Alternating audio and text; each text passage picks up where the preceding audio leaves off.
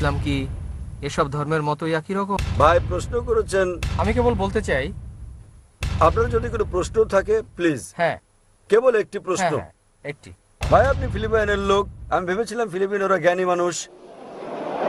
কিভাবে আপনি আপনার ধর্ম অনুসরণ করছেন যেখানে আপনি বাইবেলই পড়েননি? আসলে আমি নতুনটি অনুসরণ।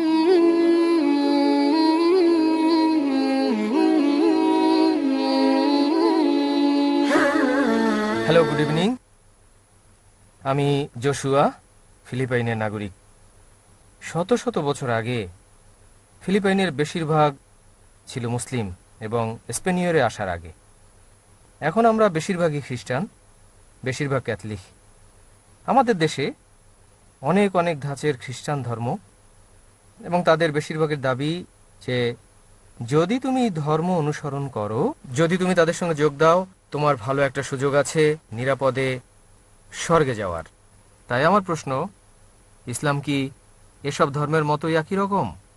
দাবি করে একক সত্য ধর্ম হওয়ার, যে যদি আপনি ইসলাম কবুল করেন আপনার একটা ভালো সুযোগ আছে স্বর্গে যাওয়ার। এটা হচ্ছে আমার প্রথম প্রশ্ন। এবং দ্বিতীয়টি হচ্ছে, আমি মূলত জানতে চাই আসলে জিহাদ কি। কারণ আমি টেলিভিশনে অনেক দেখেছি কিছু কিছু ব্যক্তি জিহাদ করে বেশ ক্ষতিকর পন্থায়। তাহলে আসলে ইসলামে জিহাদ মানে কি এবং এ ব্যাপারে আপনার সুস্পষ্ট মত কি? ভাই দুটো প্রশ্ন করেছেন। প্রথম প্রশ্নে তিনি বলেছেন তিনি বিশ্বাস করেন যে ধর্ম একটি গাইড, কিন্তু তিনি বিশ্বাস করেন না যে সবকিছু সত্য যা তাকে স্বর্গে নিয়ে যেতে পারে।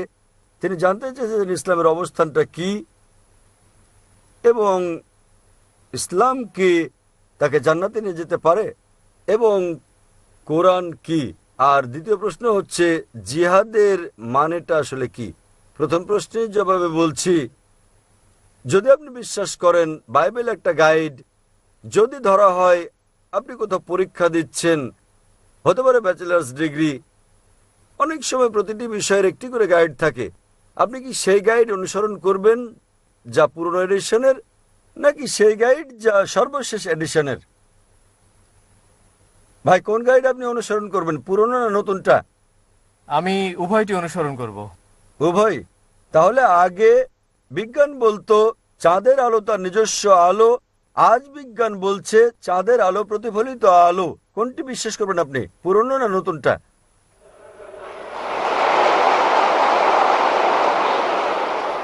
ভাই আপনি ফিলিপাইনের লোক, আমি ভেবেছিলাম ফিলিপিনোরা জ্ঞানী মানুষ। আপনি কোনটা মানবেন, পুরনো না নতুন? আগে মানুষ মনে করতো পৃথিবী চ্যাপ্টা, তারা প্রয়োজন না হলে দূরে যেত না, পড়ে যাবে বলে। আজ বিজ্ঞান বলছে পৃথিবী ডিম্বাকৃতির। আপনি কোনটা বিশ্বাস করবেন, চ্যাপ্টা না ডিম্বাকৃতি? ও ভাই কোনটা? আসলে আমি নতুনটি অনুসরণ করব। যদি পুরনোটা সঠিক হয় কোনো সমস্যা নেই। অনেক সময় কিছু জিনিস আছে যার পুরনোটাই সঠিক। তাই যদি আপনি দুটো তুলনা করেন, যদি আপনি অভিন্নতা পান, পুরনোটার অংশ বিশেষ নিতে পারেন এবং নতুনটা পুরোপুরি মানবেন। তবে আপনাকে যাচাই করতে হবে নতুনটা সঠিক কি না। ভাইয়ের আগের প্রশ্ন অনুযায়ী কিভাবে আপনি জানবেন এই গাইডটি সত্য বলছে? আমি আপনাকে বলবো, বর্তমানে বিজ্ঞানের সহায়তায় আমরা প্রমাণ করতে পারি কেবলমাত্র একটি ধর্মগ্রন্থ যেটি 100% সঠিক এবং প্রতিষ্ঠিত বৈজ্ঞানিক তথ্যের সঙ্গে মিল রয়েছে, এটা হচ্ছে কোরআন। তাই এর উপর ভিত্তি করে যদি আপনি ভুল গাইড অনুসরণ করেন, নাও হতে পারেন আপনি পরীক্ষায় সফল। এই দুনিয়া ভাই পরকালের জন্য একটা পরীক্ষা।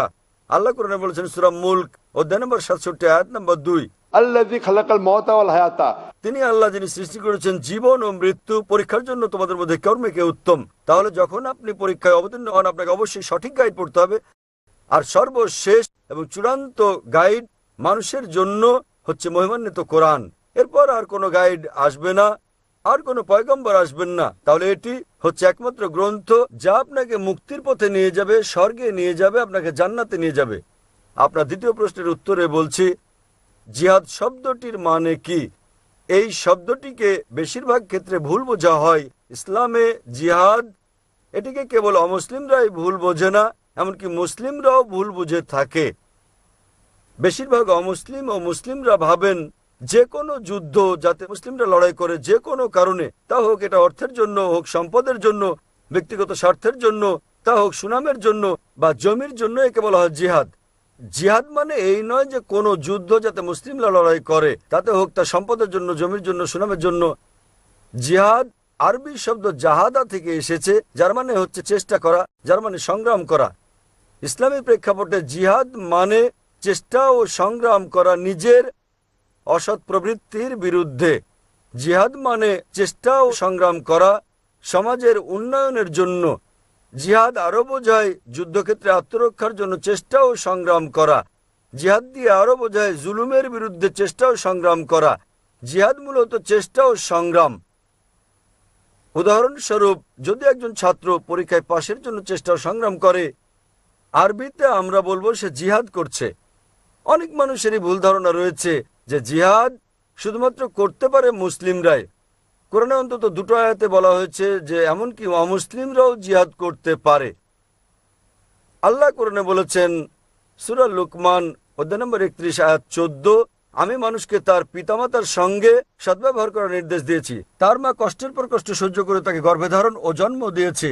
পরের আয়াত সূরা লুকমান অধ্যায় 31 আয়াত নম্বর 15-তে বলা হয়েছে, তবে যদি তোমাদের পিতামাতা জিহাদ করে, চেষ্টা ও সংগ্রাম করে আল্লাহ ছাড়া আর কারো উপাসনা করার জন্য যার সম্পর্কে তোমার কোনো জ্ঞান নেই, তাহলে তাদের মান্য করো না, কিন্তু তথাপিও তাদের সাথে ভালোবাসা ও মমতার সঙ্গে বসবাস করো। কোরআনে একই কথা আবারও বলা হয়েছে সূরা আনকাবুত অধ্যায় নম্বর 29 আয়াত নম্বর 8, যা আল্লাহ বলেছেন, আমি মানুষকে তাদের পিতামাতার প্রতি সদয় হওয়ার নির্দেশ দিয়েছি, তবে যদি তাদের পিতামাতা জিহাদ করে, চেষ্টা ও সংগ্রাম করে আল্লাহ ছাড়া অন্য কারো উপাসনা করার জন্য, তবে তাদের মান্য করবে না। এখানে আল্লাহ অমুসলিম পিতামাতার ব্যাপারে বলেছেন, যারা তাদের সন্তানদের শিরক করতে বাধ্য করছে সর্বশক্তিমান আল্লাহ ছাড়া অন্য কারো উপাসনা করতে। তাই এখানে আল্লাহ বলেছেন অমুসলিম পিতামাতারা জিহাদ করছে, তবে এই জিহাদ ফিসাবিলিস শয়তান। আমাদের মুসলিমদের যা করা উচিত তা হচ্ছে জিহাদ ফিসাবিলিল্লাহ।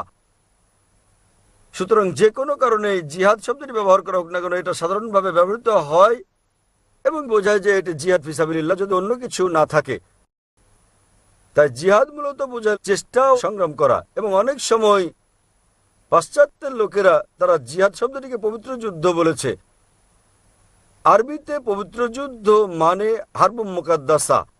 এই শব্দ হারবুম মুকাদ্দাসা পবিত্র কোরআনে কোথাও নেই, রাসূলের কোনো হাদিসেও এটি নেই। এই পবিত্র যুদ্ধ কথাটি প্রথম ব্যবহার করা হয় ক্রুসেডারদেরকে বোঝাতে। ক্রুসেডারদের, যারা বলপূর্বক খ্রিস্ট ধর্ম বিস্তার করেছিল, তারা ধর্ম বিস্তারের জন্য হাজার হাজার মানুষকে হত্যা করেছিল। বর্তমানে এই শব্দটি মুসলিমদের ক্ষেত্রে ব্যবহার করা হয় ইসলামের ক্ষেত্রে, যা পুরোপুরি ভুল। কোরআনে কোথাও বলা হয়নি যে জিহাদ মানে পবিত্র যুদ্ধ, এবং কোরআনের ভাষা অত্যন্ত স্পষ্ট। আল্লাহ বলেছেন কোরআনে সূরা মাইদা অধ্যায় 5 আয়াত নম্বর 32 যে যদি কেউ কোনো মানুষকে হত্যা করে, হোক সে মুসলিম বা অমুসলিম, যদি হত্যার অপরাধে বা পৃথিবীতে অনর্থের সৃষ্টির অপরাধে না হয়, সে যেন সমস্ত মানবজাতিকে হত্যা করল। পৃথিবীতে এমন কোনো ধর্মগ্রন্থ নেই যাতে বলা হয়েছে তুমি যদি একজন মানুষকে হত্যা করো তাহলে সমগ্র মানবজাতিকে হত্যা করলে, এবং তুমি যদি একজন মানুষকে বাঁচাও তাহলে তুমি সমগ্র মানবজাতিকে বাঁচালে। তাহলে এরকম একটা ধর্ম কিভাবে যাতে বলা হয়েছে সন্ত্রাসবাদ ছড়াতে তুমি একটি নিরপরাধ মানুষও হত্যা করতে পারবে না? এটা হচ্ছে মূলত মিডিয়ার কাজ, যারা ইসলাম সম্পর্কে বিভ্রান্তি ছড়িয়ে বেড়াচ্ছে। আশা করি উত্তরটা পেয়েছেন। ঠিক বলেছেন।